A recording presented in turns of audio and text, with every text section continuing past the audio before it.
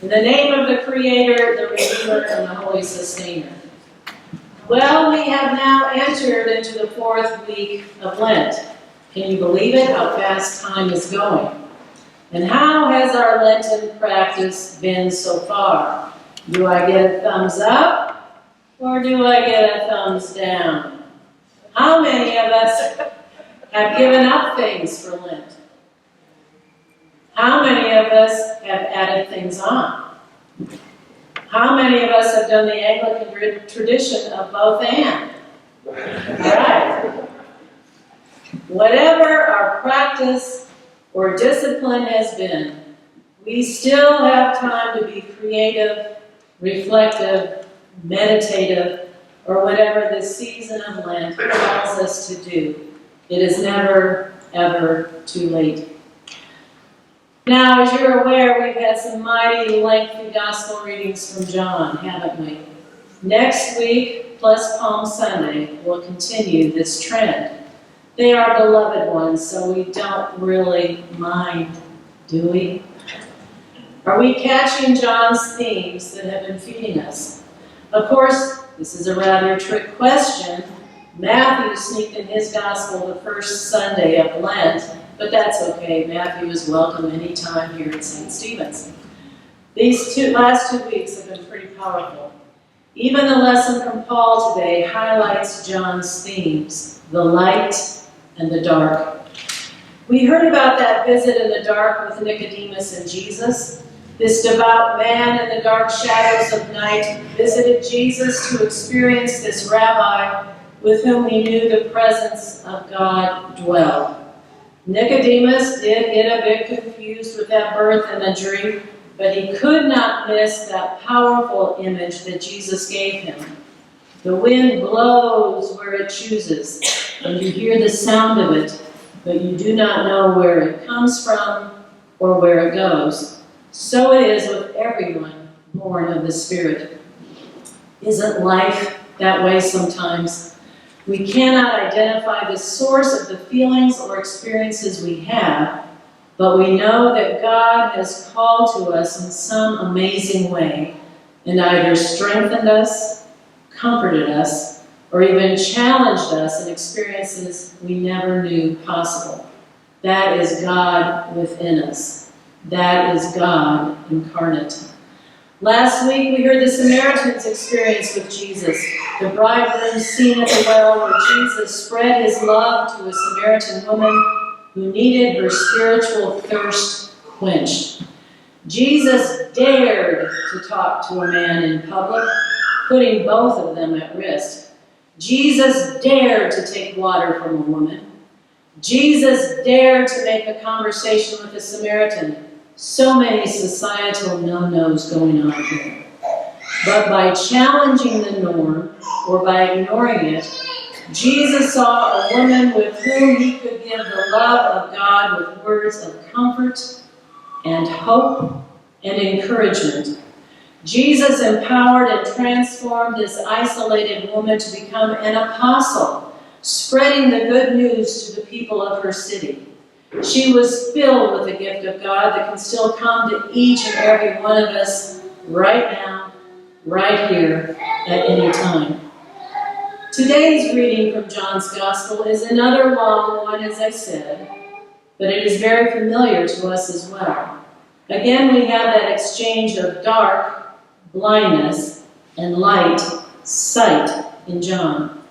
It all takes place with the character of the young blind man and the reactions of the religious authorities towards the actions of Jesus. Again, Jesus has had the audacity to heal someone on the Sabbath.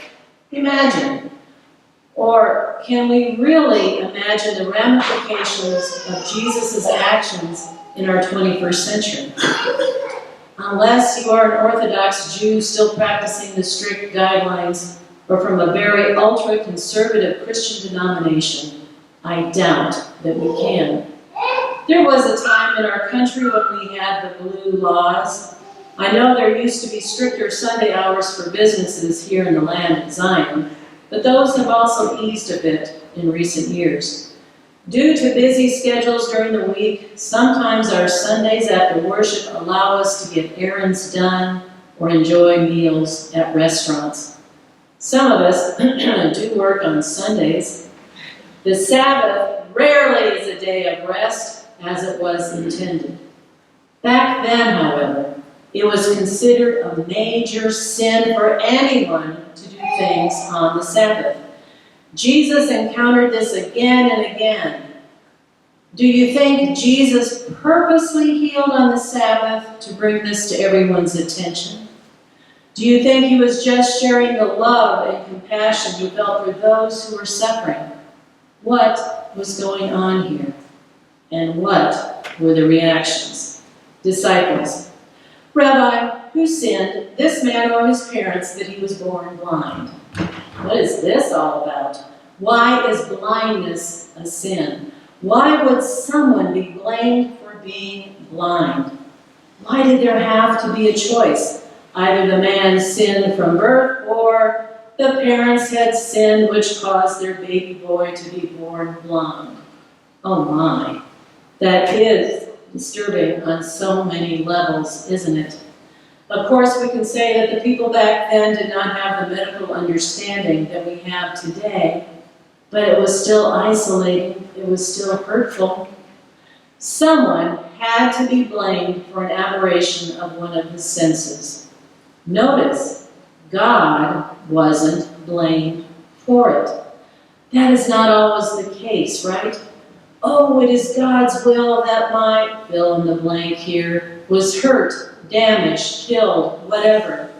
That did not happen here. The assumption is made, however, that this blindness had to be a result of someone committing a sin. Then the neighbors get into the act. Is this not the man who used to sit and beg? Oh, now the man's blindness has led into something shameful. He has been put into a category of lesser than the others. He can't be one of us because he is lazy and just begs. Can we spin this out to other people that we see in our society? What about the panhandlers on the street? What about the homeless in our Salt Lake Valley? Is there a place for them in our communities? Should we help them? Well, now here at St. Stephen's, of course, we have invited Family Promise families into our home. But are they guilty of committing a sin to get into these circumstances? No. Are they ones we should dismiss or keep in darkness? Absolutely not. The Pharisees. Curious as to how this man had received his sight, they questioned him, or maybe grilled him would be a better way of saying it. Their reaction to this amazing news. This man, Jesus, is not from God, for he does not observe the Sabbath. Then it changes to, how can a man who is a sinner perform such signs? Come on, give us the secret. How could this have been done? People are testifying that you, this young man, were blind. How can you not be so now? Tell us, or you are going to be in big trouble. The Jewish authorities. The parents are fearful of them, according to John, and are very worried about getting into trouble here. So they tell them to ask their son because, he is of age, he will speak for himself. We need to deal with this nonsense right now. Why? Their rationale, again, is that this action of healing on the Sabbath has to be performed by a sinner. So now, the accusation of sin is passed from the blind man and his parents to Jesus. By Jesus healing, especially on the Sabbath, and doing something that only God could do, Jesus has become guilty of blasphemous behavior. No one but God can heal in this manner. Then these religious authorities, some who were Pharisees, find the young man and continue to grill him. You were born entirely in sin and are trying to teach us? The threat is pushing in on these Pharisees. Their secure world of following the letter of the law is on shaky ground. If Jesus can heal, can he be the Messiah? Can God be working through him? Can this action be acceptable on any level? It would have been much better if Jesus had failed to deliver on this gift of sight. Then the Pharisees would have been righteous, but there is evidence to contradict that. Now, what if we do not take this story literally? What if this is a great metaphor? Does this make the impact any different? Let's look again at the characters in the story. The disciples' first questions echo the local ideas of the day. But some of us still do that today when something unusual or frightening or mysterious happens. We reflect the norms of our times also to a degree. The neighbors' reactions really hit the attitudes of some of our neighbors, right? And maybe including ourselves. I almost chuckled at this part. How many of us stop and stare when there is unusual activity in our neighborhood? Oh, we might go out onto the front sidewalk and meet up with another next door neighbor and try to figure out what has happened over there. We don't want to be nosy, we say to each other, but we both know we want to scoop out the information so that maybe we can spread it. The Pharisees and the Jewish authorities are not different from modern day figures either. Isn't this the wonder of Scripture that has been shared and written so many years ago? It is still relevant today. We hope our leaders voice what we believe in or hold on to. And sometimes we hope our leaders challenge us towards justice and mercy and good things. And sometimes we know leaders who hide behind their authority and exert power that may or may not be charitable actions. Again, we find humanity in all of this. The better question or example here is, how did Jesus react to the talk, the gossip, and the questions about this young man? Was it a sin? Neither this man nor his parents sinned. Well, that is pretty straightforward. Remember that John provides signs in his gospel to illustrate the authenticity and authority of Jesus. Jesus says, "He was born blind so that God's works might be revealed in him." Is Jesus talking about literal or physical blindness now? As long as I am in the world, I am the light of the world. Jesus was to take away the blindness of those who could not see God's ways. In this reading, Jesus takes his own saliva, his spit, mixes it with blood, and dabs it on the young man's eyes. When washed away, he can see, the young man can see for the very first time. But was there more to his blindness? Had he not been able to see God due to the fact that he was considered an outsider because of his blindness? At the close of this story, when Jesus hears all about what has happened to this young man and how he had been questioned by all, Jesus asks him that direct question. Do you believe in the Son of Man? The young man is still not sure, but he is not afraid to declare that he would believe in this person. When Jesus reveals it is he, the young man, without hesitation proclaims, "Lord, I believe," and he worshipped him. So what is the point of this story, this reading from John? Jesus came into this world for judgment so that those who do not see may see. Those who do see may become blind.